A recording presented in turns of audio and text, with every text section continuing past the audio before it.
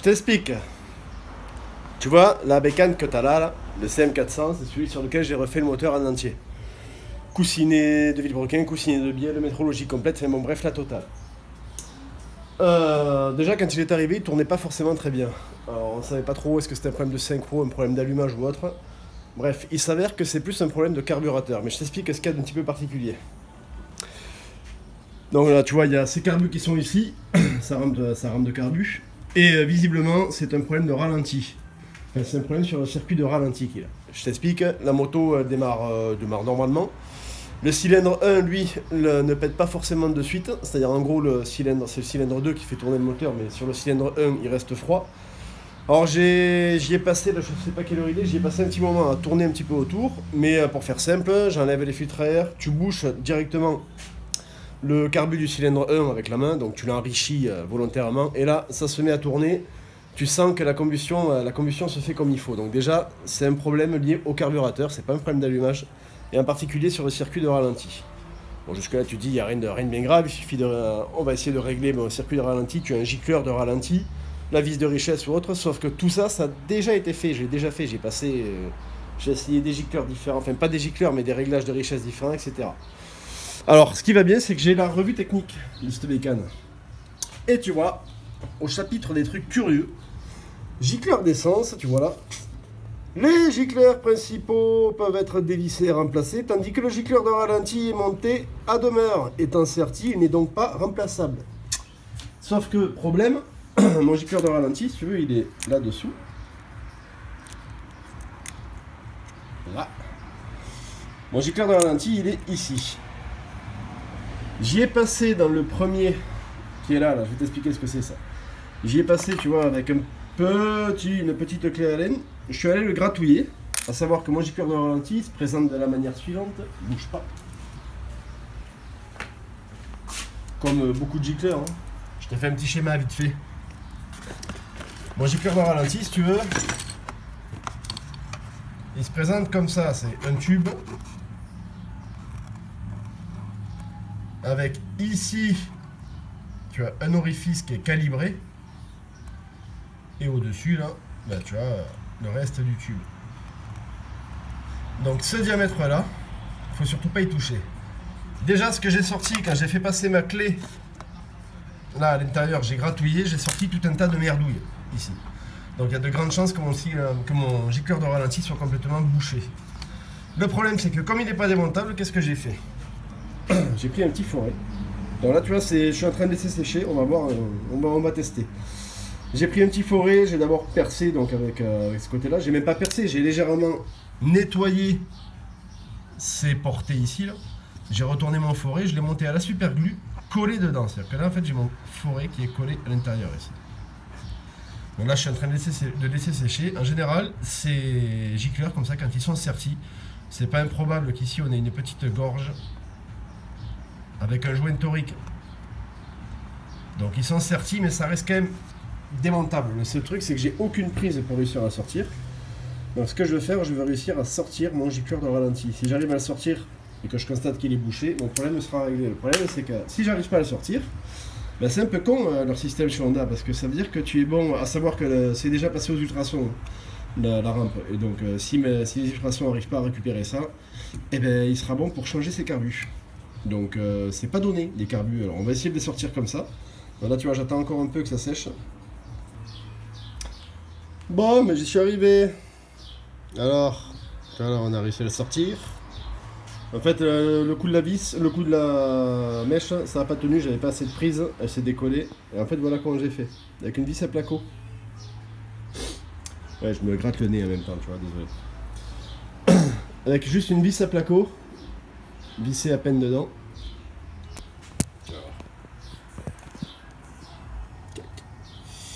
C'est juste à peine vissé dedans. Et effectivement, il est complètement bouché. Ça te parlera pas, mais là tu le vois avant. Là maintenant, je vais le nettoyer. Et tu verras après. Et voilà. C'est mieux, non? Il est débouché. Bon, ce que je vais faire, je vais remettre en place sur ce carbu. Et je vais prendre le temps de poser le téléphone sur le trépied, etc. Et on va faire celui-là, je vais te montrer de A à Z. Comme ça, si jamais un jour ça t'arrive, c'est des gicleurs certis qu'on appelle. Ben, je te montre comment tu fais pour pouvoir les démonter, les nettoyer. Allez, je remonte celui-là et on fait celui-là ensemble, on se retrouve de suite.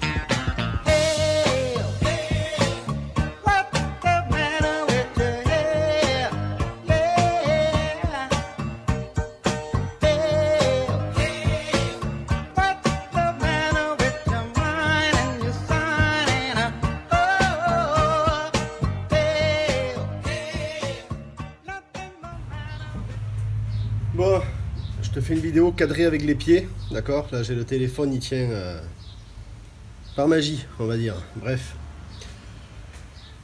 Aujourd'hui, je te montre quoi? On va parler du circuit de richesse sur les carburateurs et pour diagnostiquer notamment quand tu as un problème sur un circuit de richesse, circuit de ralenti aussi.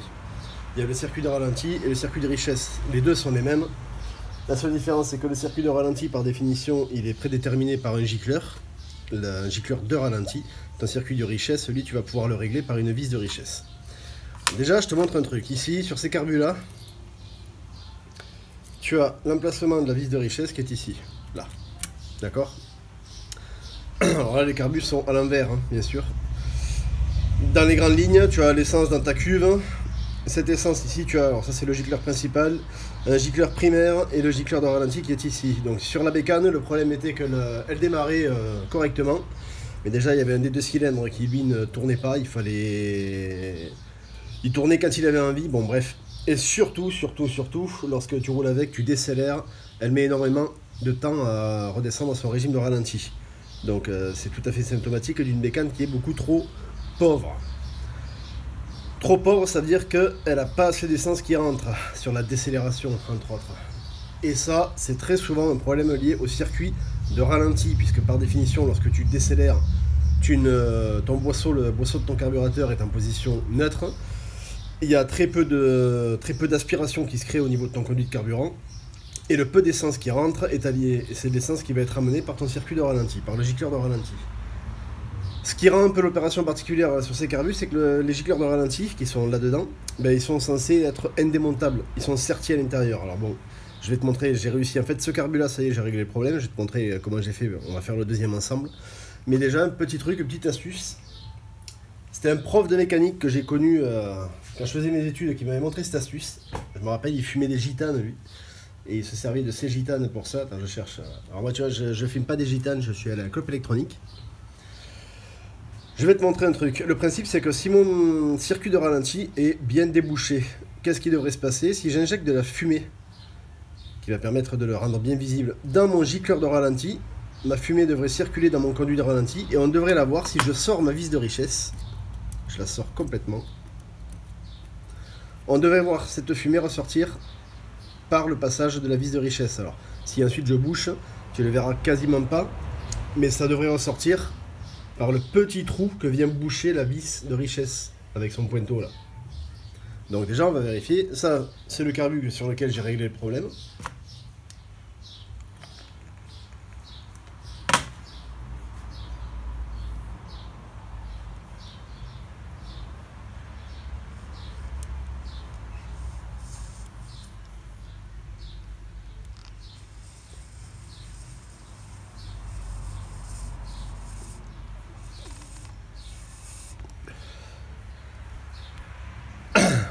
Alors ça tu vois, c'est juste un tube, c'est les tubes des bombes de WD-40 que j'utilise en fait. C'est assez fin, ça rentre partout. Et tu as pu le voir, on a bien de la fumée qui sort par ici. D'accord? Ensuite c'est pas bien compliqué pour ce qui est du circuit de ralenti en lui-même, pour ce qui est du circuit de la vis de richesse. Le trou en général c'est un trou qui débouche à l'intérieur du carbu, donc tu as juste à vérifier à l'œil nu qu'il ne soit pas bouché. Donc si ma fumée circule bien du gicleur de ralenti jusqu'à ma vis de richesse, mon circuit ici il est débouché. Et je te montre le problème qu'il y a sur ce carbu. Je vais faire exactement la même chose.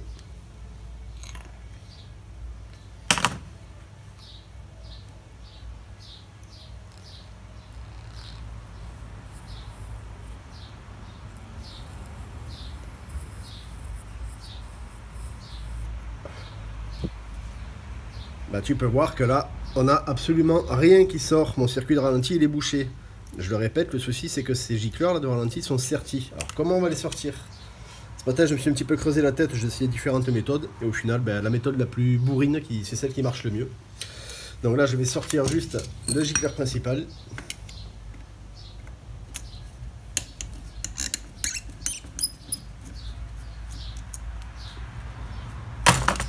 Je prends une vis à placo en fait, toute simple, que je vais venir visser en force dans mon gicleur de ralenti. Dans les vidéos juste avant, je t'ai fait un petit schéma du gicleur de ralenti. Il n'y a pas d'incidence à venir abîmer le haut du gicleur, puisque le trou qui est prédéterminé, le diamètre qui est prédéterminé se trouve plus bas dans le gicleur en fait. Voilà, je viens visser ça le mieux que je peux. On est pas mal. Et ensuite, on vient faire levier en fait le plus proprement possible, en tirant le plus droit possible. Voilà. Là, j'ai sorti mon gicleur de ralenti.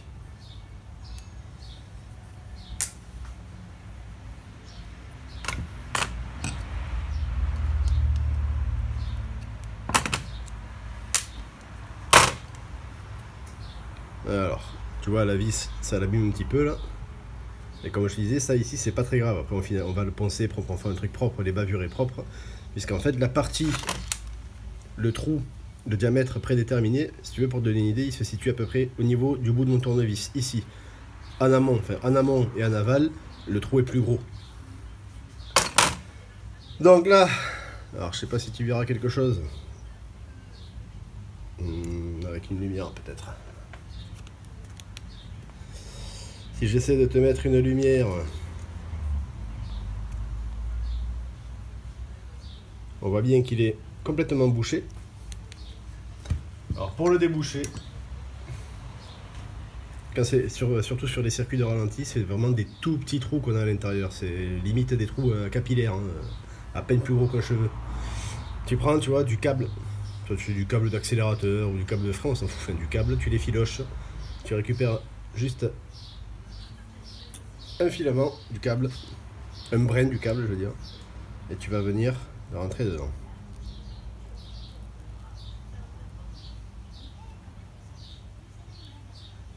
Tu fais tourner en même temps.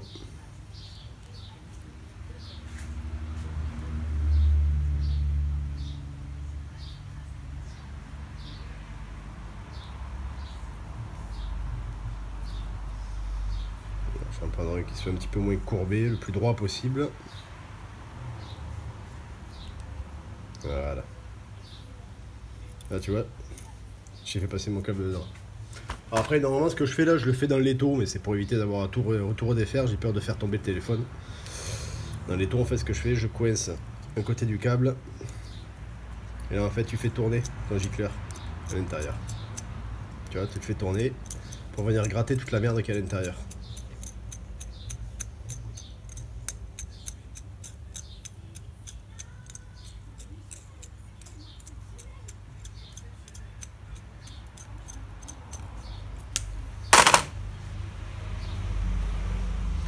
Là, je passe un petit coup de papier à poncer vite fait pour le rendre propre, le bazar. Un petit coup de la soufflette. Et là, si je reprends ma petite lampe, j'ai pas regardé, on va le découvrir ensemble. Je prends ma petite lampe, je te bouche le plus de lumière possible.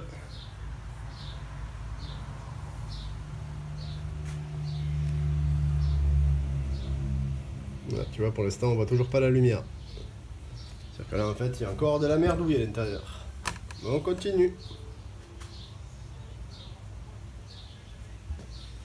En fait, toute cette merde, c'est ni plus ni moins que des dépôts d'essence qui par réaction chimique avec l'alpax de l'alpax des carburateurs. Il faut savoir que les carburateurs, contrairement à ce qu'on pourrait croire, ne sont pas faits en aluminium. C'est de l'alliage, ça s'appelle de l'alpax. C'est un alliage en fait. Bref, et la réaction, tu as une réaction chimique qui se crée entre l'essence et l'alpax qui crée une espèce de tartre. Là, tu vois, on le voit très bien sur le gicleur. Cette espèce de... Moi, je le vois bien, je sais pas si tu le verras, ça fait une espèce de dépôt un peu verdâtre.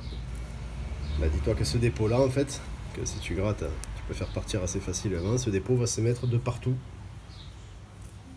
dans les conduits de ton carburateur.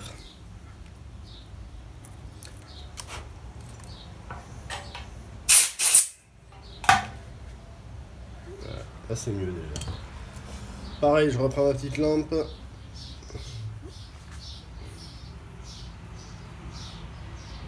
Et là tu vois, c'est débouché, on voit à travers.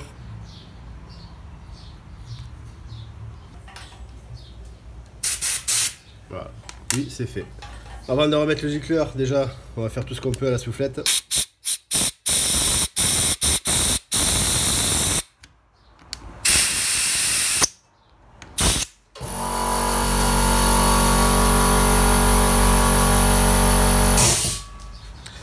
Donc là, ce qu'on va faire avant de remonter notre gicleur, et bien pareil, on va vérifier avec la fumée que j'ai pas la partie de mon conduit qui va du fond du puits jusqu'au passage de l'essence devant le boisseau qui soit bouché.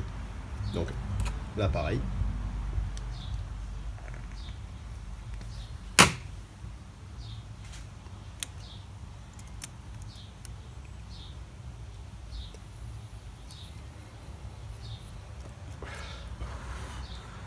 Tu as vu la fumée qui sort bien là? Donc mon conduit, après mon gicleur, il est bien débouché. Je peux remonter mon gicleur.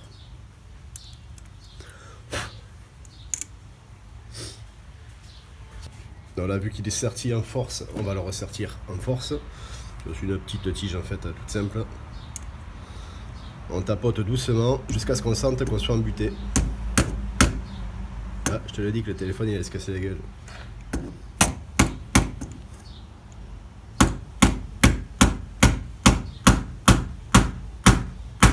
Voilà. Là, on doit pas de mal. Olé, il y a tout qui bouge.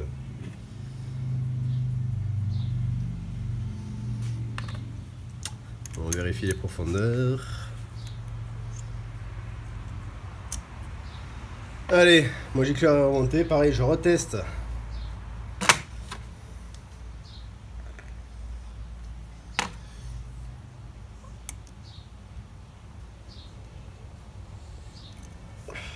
Tu l'as vu la fumée qui sort? Mon circuit de richesse, mon circuit de ralenti si tu préfères. Il est débouché. Hop là. Le genre de pièce à la con, si tu la fais tomber, t'es marron après. On va chercher. On remet nos vis de richesse. Alors là, pour les vis de richesse, je vais pas m'enquiquiner. La revue technique, il préconise sur ce modèle, c'est 1 tour et demi. Alors pareil, si tu sais pas ce que ça veut dire quand tu entends parler de tour, il n'y a rien de sorcier en fait. Hop là. Tu vis à fond ta vis de richesse et tu la desserres du nombre de tours qui est conseillé.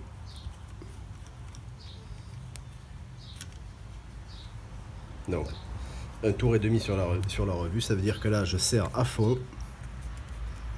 Voilà, sans forcer, et je desserre de 1 tour et demi. 1 tour et demi. Pareil ici.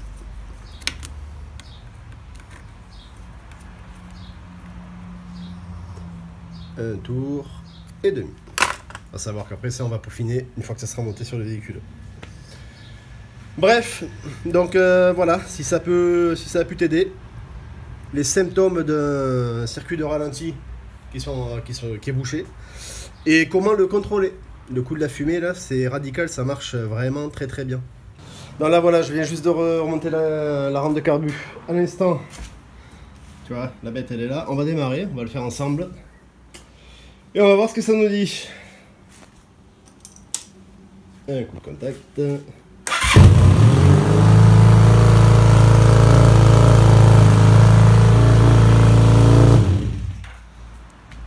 Alors déjà je dirais que ça sent plutôt bon. Je t'explique. Là en fait, à savoir que la vis de ralenti, je ne l'ai pas touché du tout. Je n'ai ni touché la synchro ni la vis de ralenti, je suis juste intervenu sur le circuit de richesse. Tout ce qui était niveau de cuve, passage à l'ultrason, nettoyage et compagnie, ça avait été fait déjà en amont. Je l'avais fait le jour où elle est rentrée. Après, entre temps, il y a eu les soucis de coussinet de bielle, etc. Bon, bref. Mais au niveau carburation, je n'ai pas touché, j'ai rien touché au niveau de la vis de ralenti. Et elle ne tenait pas le ralenti aussi haut que ça.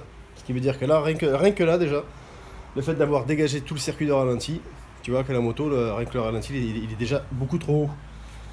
Donc en général c'est plutôt bon signe. Donc là ce que je vais faire, on va tout remonter la selle, les filtres et compagnie. Je vais régler le ralenti, déjà aller faire un essai et on va voir. Mais comme on dit, je pense que ça sent bon. Voilà.